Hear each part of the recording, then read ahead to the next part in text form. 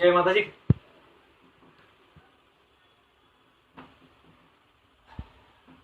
जैसा कि आप सबको जानकारी में है कि आज का लाइव किस विषय को लेकर है।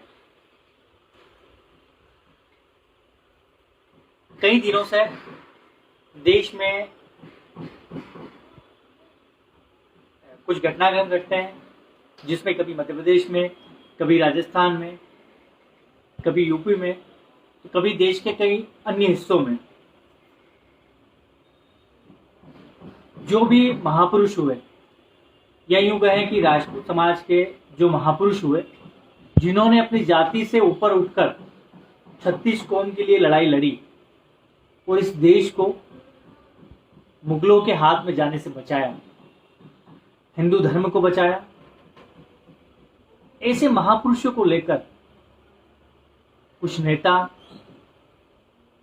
कुछ छोटी मानसिकता के लोग लगातार गलत टिप्पणियां कर रहे हैं। और उनका मकसद इतना ही है कि वे जातियों वालों, जाति के लोगों को आपस में लड़ाना चाहते हैं। मैं आज बात करने वाला हूं उस घटना पर जो नीमच जिले के सिंगोली तहसील के बांदा गांव में घटी। आदिवासी समाज के एक व्यक्ति के साथ गांव के ही कुछ लोगों के द्वारा मारपीट की जाती है। उसे गाड़ी के पीछे बांधकर घसीटा जाता है, जिसमें उसकी मौत हो जाती है। इस घटना के तुरंत बाद सोशल मीडिया हो, प्रेस हो, सब जगह से आवाज उठती है, जिसमें श्री राष्ट्रीय राजपूत करणी सेना मात्र एक ऐसा संगठन था जिसने तुरंत इस केस में प्रशासन से कार्रवाई की मांग की थी और दोषियों को सजा दिलाने की मांग की थी कि किसी भी व्यक्ति के साथ, चाहे वह किसी भी जाति या समुदाय का हो, उसके साथ अगर इस तरह का व्यवहार किया जाता है, उसकी हत्या की जाती है, तो आरोपियों को सजा मिलनी चाहिए। साथ ही मैं इस जगह एक और चीज ये कहना चाहूंगा कि प्रिंट मीडिया हो, इलेक्ट्रॉनिक मीडिया में बहुत सारे ऐसे चैनल आ गए हैं जो हर घटना को इस तरीके से पेश करते हैं, किसी जाति विशेष के द्वारा ये चीज की गई है। और इस घटना में भी ये कहा गया था कि दबंगों द्वारा। तो आप लोगों को एक चीज बता दूं, उस घटना को अंजाम देने वाले लोग दबंग, आप किसे दबंग मानते हैं मुझे नहीं पता, लेकिन उस घटना को अंजाम देने वाले लोगों में एससी वर्ग के लोग भी सम्मिलित थे, जिनके घर बाद में वहां टूटे। लेकिन मैं इस घटना को किसी भी जाति से नहीं जोड़ना चाहता, इसलिए मैं इतना ही कहना चाहूंगा कि दोषी किसी भी जाति या समुदाय के हो, अगर उन्होंने गलत किया है तो उनके ऊपर कार्रवाई की जाए, जो करणी सेना चाहती भी है। लेकिन इस घटना के विरोध में नीमच में आदिवासी संगठनों के तमाम संगठन जो भी उनको लीड करते हैं, जो भी उनका नेतृत्व करते हैं, नीमच में एकत्रित होते हैं। उनका एकत्रित होना स्वाभाविक है, एकत्रित होना भी चाहिए। अगर किसी गरीब व्यक्ति के साथ कुछ गलत हुआ है तो वो एकत्रित होते हैं, अपनी आवाज, अपनी मांग शासन के द्वारा रखते हैं। लेकिन बड़ा अफसोस या मुझे बड़ा दुख हुआ कि आदिवासी समुदाय के जो प्रतिनिधि वहां उपस्थित हुए, उन्होंने इस घटना से अलग हटकर जो महापुरुष हुए हैं उनको टारगेट में लिया। वहां से एक वक्ता ने ये कहा कि साहब, अगर राणा पुंजा नहीं होते तो महाराणा प्रताप कुछ भी नहीं थे। उनके बोलने की शैली बहुत अलग थी, मैं किसी भी तरीके से उस शैली का प्रयोग नहीं कर सकता। मैं उनसे कहना चाहता हूं कि हाँ, ये सत्य है कि राणा पुंजा और उनके साथ अनगिनत आदिवासी, लोहार समाज, पिछड़ा वर्ग या जितने भी जातीय समुदाय के लोग थे, जो 36 कौम हम लोग कह सकते हैं, उन्होंने महाराणा प्रताप का साथ दिया। और वो इसलिए दिया कि उनको ये विश्वास था कि महाराणा प्रताप में वो सामर्थ्य है, वो नेतृत्व क्षमता है जो सभी लोगों को साथ लेकर इस देश से मुगलों को भगा सकती है और इस देश में मुगलों के राज्य को, मुगलों के जो मंसूबे थे उन्हें कामयाब होने से रोक सकती है। इसलिए उन्होंने महाराणा प्रताप का साथ दिया। और हम लोग भी बड़े गर्व के साथ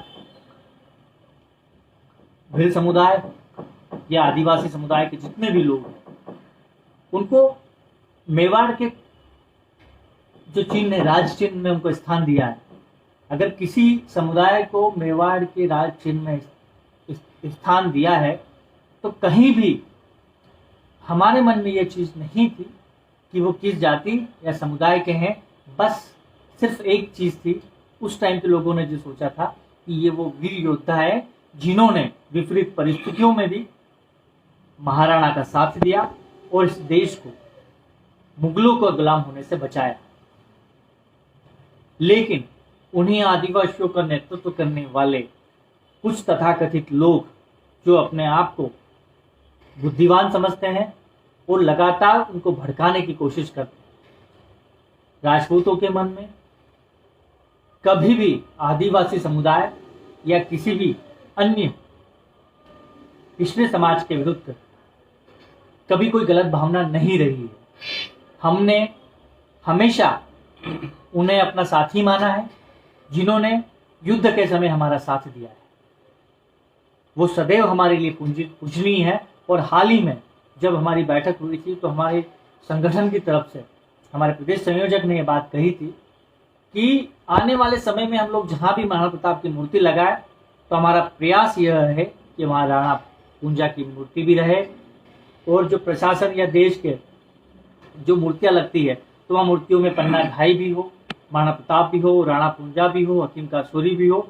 इस तरीके से जितने भी योद्धा महाराणा प्रताप के साथ रहे थे सबको बकायदा सम्मान के साथ वहाँ स्थापित किया जाए, ताकि आने वाली पीढ़ी को ये पता जरूर चले कि पुराने समय में जो महापुरुष रहे हैं उन्होंने सभी जातियों को साथ लेकर कंधे से कंधा मिलाकर लड़ाई को लड़ी है।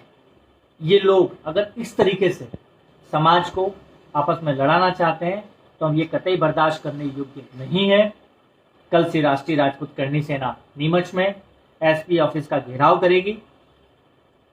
मैं तमाम हिंदू संगठनों से और उन सभी संगठनों से आह्वान करता हूं जो महाराणा प्रताप को अपना आराध्य मानते हैं, जो ये मानते हैं कि महाराणा प्रताप ही एक ऐसे व्यक्ति रहे हैं जिसके परिणाम स्वरूप मुगल भारत में अपना साम्राज्य स्थापित नहीं कर पाए।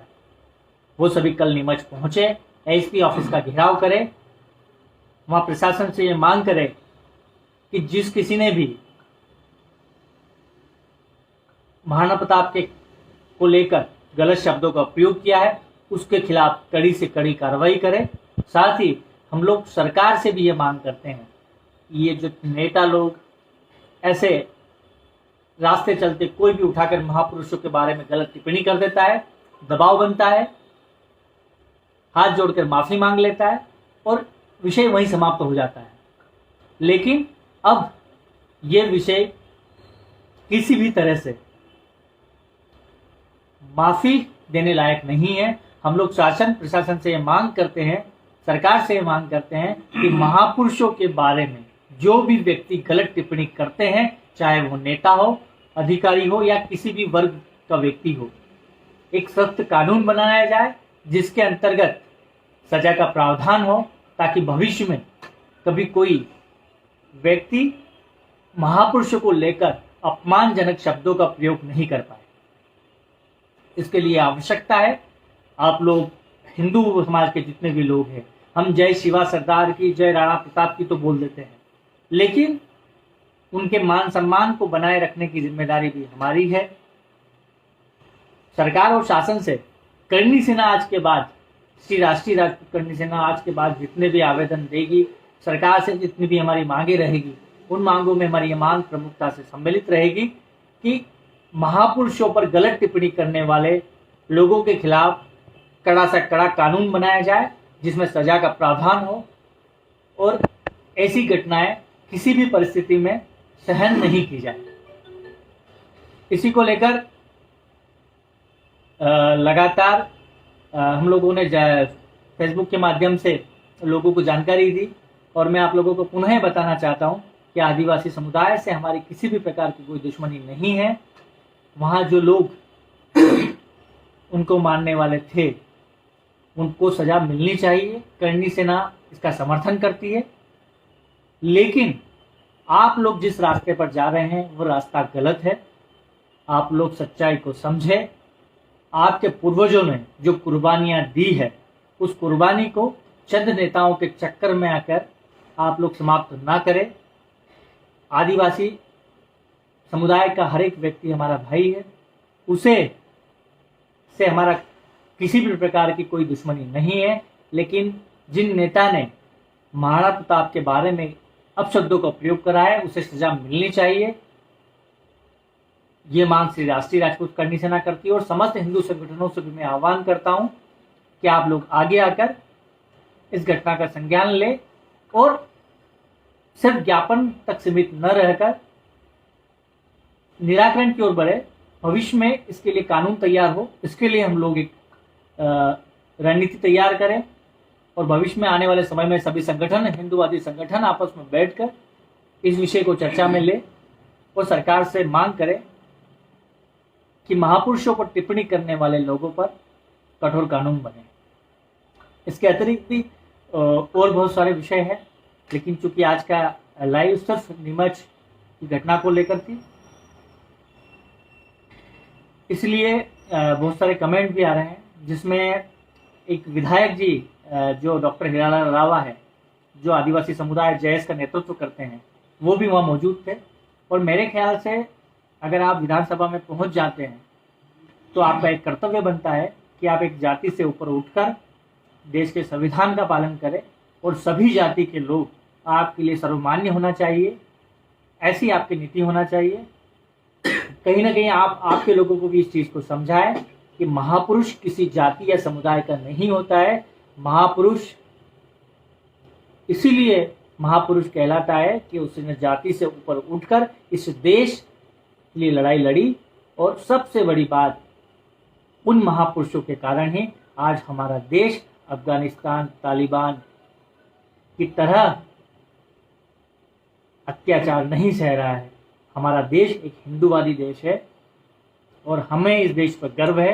तो आप लोगों से भी ये अपेक्षा करूंगा कि आप अपने समुदाय के लोगों को समझाएं, देश हित में आगे बढ़े और जो लोग गलत बोलते हैं उन्हें सजा दिलाने के लिए आप लोग भी आगे आए। जय माता दी, जय मां करणी।